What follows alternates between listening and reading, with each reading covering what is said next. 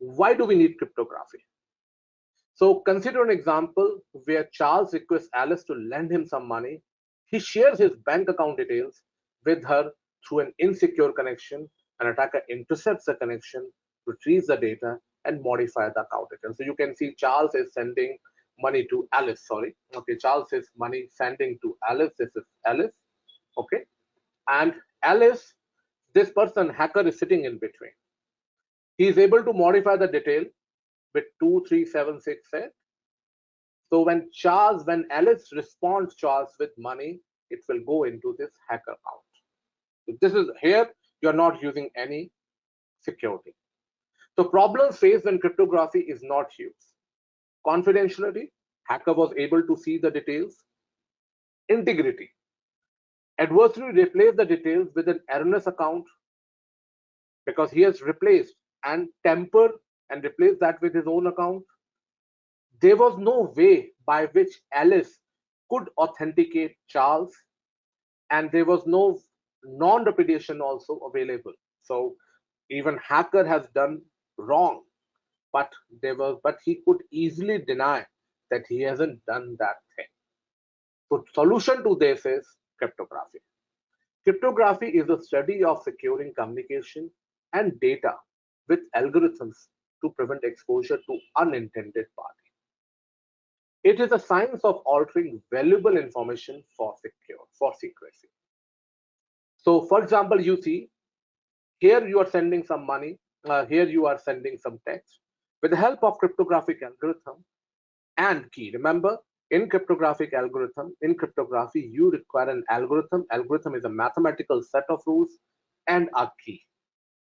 Okay, set of rules and a key to convert a plain text into ciphertext. Ciphertext is which unauthorized person cannot read. Solution strategy to solve the problem. What you can do, you can use cryptography.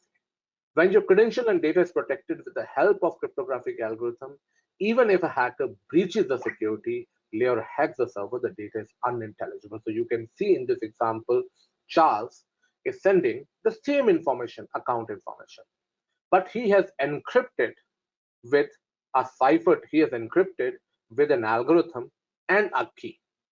So even if hacker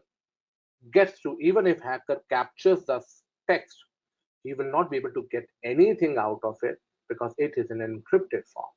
So hacker doesn't have a key, unless and until hacker doesn't have a key, he will not be able to see anything, he will not be able to modify anything. So here, Alice will only be able to see the information because she has the key, she will be able to decrypt, and then she will be able to see the information and send the requested amount to Charles. So features of cryptography. I was interviewed by someone around 3 years ago. I don't give a lot of interviews, because at this age, unless and until you are not looking for a job, you should not be giving interview because it's my principle. So around 3-4 years ago, in 2018, to be very specific, I was looking for a job change. So at that time, I was interviewed by someone in Bangalore. He asked me about cryptography. I asked him, I got it clarified from him, what services of cryptography you want me to talk about. He was impressed. He says, Ajit, whenever I ask some question about cryptography, people start speaking about encryption without thinking anything. So look, encryption is not the only services which is available. Cryptography provides you data confidentiality, which is provided by encryption. It provides you authentication, in which you can authenticate a person. So for that you have asymmetric cryptography or digital signature. It provides you integrity, which means that if someone is able to tamper the data, you would be able to know that. And for data integrity, you have hashing and you have digital signatures. I will all be covering this thing with you. Then non-repudiation, a person is not able to deny that he has not done that thing. So that is achieved with the help of asymmetric cryptography or digital signature. So these are the 4 services which is being provided by cryptography. Basic definitions: cryptography, the science of secret writing, okay, that enables an entity to store and transmit data in a form that is available only to intended individuals. So it is a process of converting a plain text into a ciphertext so that only authorized people should be able to read that. And this process of converting a plain text into ciphertext has to take place on some systems. It may be a hardware, it may be a software, that we call it as a crypto system. So hardware or software implementation of cryptography that contains all the necessary software, protocols, algorithms, and keys is called crypto system. What is cryptology? The study of crypto science, cryptography, and crypto analysis is called cryptology. Not that important, just a simple definition. Algorithm. In encrypt, algorithm is set of rules through which you convert your plain text into a ciphertext. Normally, ciphertext doesn't change. Normally, ciphertext, when you are converting a plain text into a ciphertext, it's not only algorithm you require, you also require a key. So now you also require a key. For encryption, you require a cryptographic algorithm and a key. Algorithm is a set of rules which doesn't change quite often, but it is the key which is changing. It is the key which can change in every iteration. Just like, for example, in your house, suppose I have I have 4 rooms. Okay, so I have similar type of locks. Okay, from the same company, same make, but the thing which is different are keys. So Mr. Kirchhoff, it is Mr. Kirchhoff who says that algorithm shouldn't be changed quite frequently, and people have a right to know what algorithm you are using. And you shouldn't be making any effort to hide an algorithm. The only thing which you need to keep secure is a key. But again, this is Mr. Kirchhoff principle. If you talk about US government, Indian government, all government organizations, they don't make their algorithm public. The kind of firewalls that we are seeing, the kind of cryptographic algorithms we are seeing, it's different from the one which is being used by government.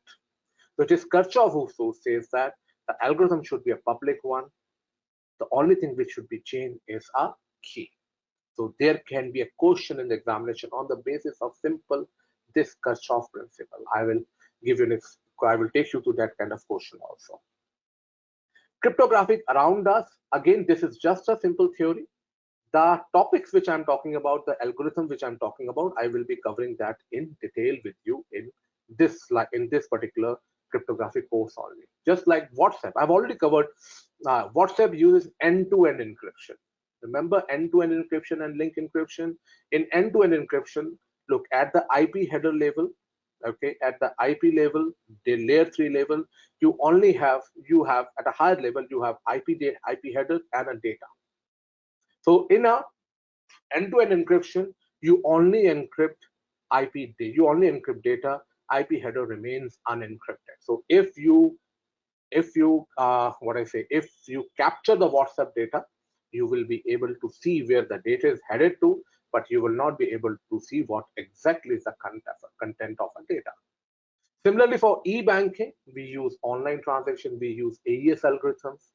ATMs, also you have encryption pairs, which encrypts up when you enter the PIN, it encrypts that PIN and send it to the bank, and bank server will verify that the PIN entered is correct, and then only it authorizes you to take out money. Then the OTP, which is normally used for two-level authentication. OTP is only valid for one transaction, and OTP can only be decrypted by a bank's terminal when the user enters the correct PIN. So in e-banking, this is there. Then you have an HTTPS. I will take you through a proper theoretical steps that how HTTPS work. But yes, HTTPS, it is basically a protocol which works at the layer 7, which is used for encrypting the HTTP data. When you browse the internet, it's just like if you look at the upper slide, if you look at this slide, this one, you see it's not secure, which means that it is using HTTP.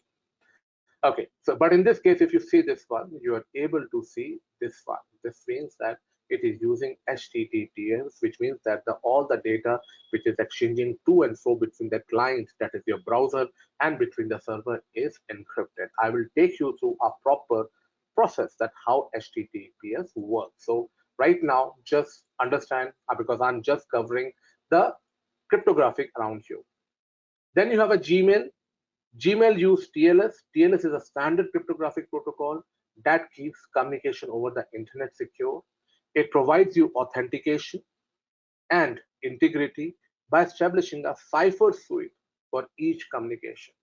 A primary use case of TLS is encrypting communication between the web browser and server. There is a slide which is specific to hybrid and the TLS and HTTPS. So kindly hold your horses for some time. I will be covering, because if I explain you those things, you will not be able to understand till I cover asymmetric cryptographic with you. So the I'm just covering the applications of cryptography in this particular topic. Again, not important. This is the extra stuff that I put it. When your actual course starts, the cryptographic around you, it is just for your knowledge. Disk encryption. So there are two types of, whenever we talk about disk encryption, always remember it is symmetric encryption, which is normally being used. In symmetric encryption, AES 256 is the strongest encryption algorithm available. So there are two types of disk encryption. One is a full disk encryption. Irrespective of the files and data, you encrypt your full disk. Very famous software which is available is BitLocker, and it is very, very common. It can provide you confidentiality when your laptop or hard disk is stolen, because if person doesn't enter, unless and until person enters the password or a pin, he will not be able to do anything with it. Then file-based encryption, you have a choice to encrypt a specific file. You don't want to go for a full disk encryption, so you have a choice to encrypt the specific files. So that is, there is one software which is on iOS, popular FB software, eCryptFS. Then another application, storing passwords. Passwords these days are not stored in the, it's not stored in the form of a plain text. It is stored in the form of hashes. So password hash will be created and it will be stored in the database. So again, hashing is also a form of a cryptography itself. So even if someone get access to your file, he will not be able to do anything with that unless and until he knows the correct password. Moreover, what we do, we add a random value to that password before we create a hash, and that random value is called salt. So even if we have the same password, suppose me and my friend have same, so my wife, not same wife, I was about to say the same wife, no, because it was a coincidence that my wife and her wife name was same, and coincidentally the date of birth was also exactly similar. Very high coincidence. It's not very common coincidence. So chances are that my password or his password was same. So but before it stores it into a password, before it stores it into a file, or it creates a hash, it adds the random number to it. That random number is called salt. The salt will be adding randomness to it, okay? And even if the passwords are same, it will not result in a same hash, okay? Is it clear? Anyone have any queries? Please let me know. No? Should I proceed further? This is called salt, Rahul. Salting. Salt. S-A-L, salt. Namak. Salt. Okay. So this is important from examination perspective. Methodology of cryptography. In hashing we call it as salt, and for encryption that name is different. I will cover that with you in a minute. So methodology of cryptography, if you see here, okay. So this is your plain text, okay. You apply, this is an algorithm. Suppose I have applied AES, and this is a key 1, 2, 3. This has resulted in a cipher text, and when it reaches the other end, okay, this you will apply the same key 1, 2, 3, and the same algorithm AES to get a plain text. So this is called ciphertext. Ciphertext means the process ciphertext is encrypted version of a encrypted form of a plain text. So when you and no one can read the ciphertext, because if you need to process the data, you need to convert the ciphertext into plain text, because then only you can read it. So that is why encryption, decryption is a reversible process. Whatever you another point, sometimes people ask you this question in exams, that what is the main difference between encryption and hashing? The main difference between encryption and hashing is encryption is reversible. Whatever you convert it into ciphertext, it has to be converted back to plain text. And your hashing is irreversible. I will tell you that what I mean by reversible later on when I cover hashing with you. Okay, this is just a simple pictorial representation of a cryptography. So conventional encryption, if I talk about plain text, we provide encryption. The plain text is converted into ciphertext with the help of encryption and a key. At the other end, I unlocked it with the help of a key and a same algorithm, and it has resulted in a cipher. It has resulted in a plain text. So encryption at the receiver, at the sender end, you do perform encryption. At the receiver end, we perform decryption. So conversion of a plain text into ciphertext. So at the sender end, you perform encryption. The process of converting a plain text into ciphertext is called encryption. At the receiver end, you perform decryption, or we also call it as deciphering, enciphering and deciphering. So at the sender end, you perform encryption, enciphering. At the receiver end, you perform deciphering. Cryptographic key. Key is what? Key is a piece of information that determines the functional output of a cryptographic algorithm. So for converting a plain text into a ciphertext, you require an algorithm and a key. Algorithm we don't change quite often unless and until that algorithm is retired or you have changed your security policies. But it is a key which should always be changed. So a key is a piece of information that determines the functional output of a cryptographic algorithm. Then you have a key space. What is key space?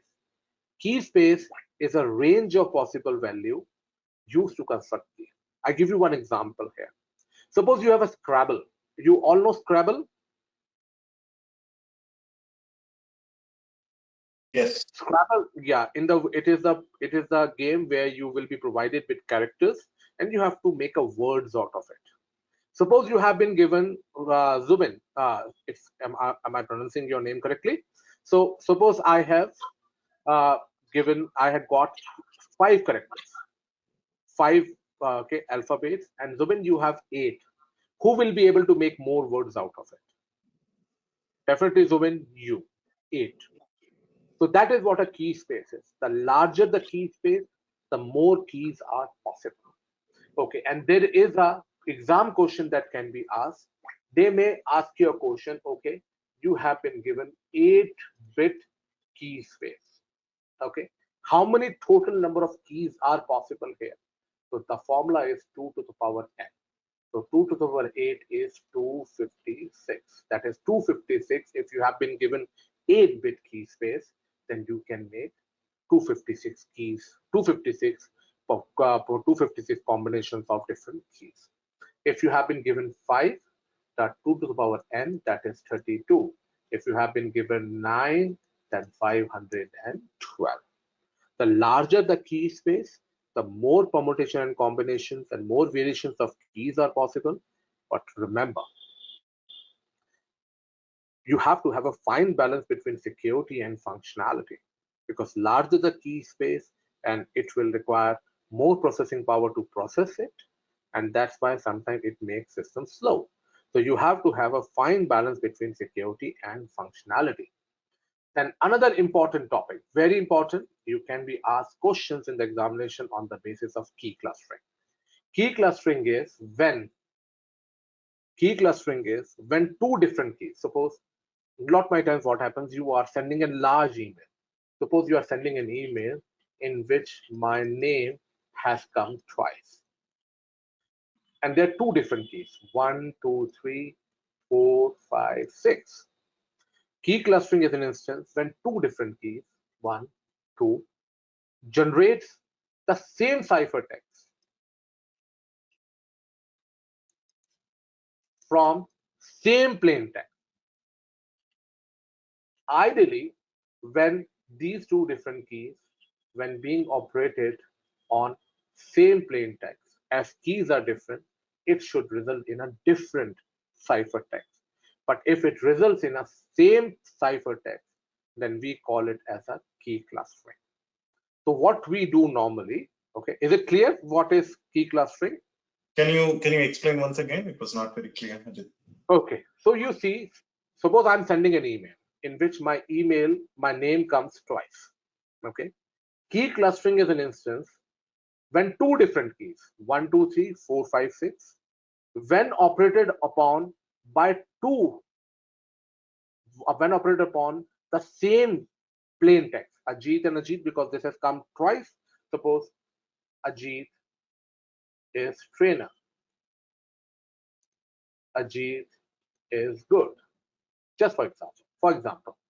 So 1, 2.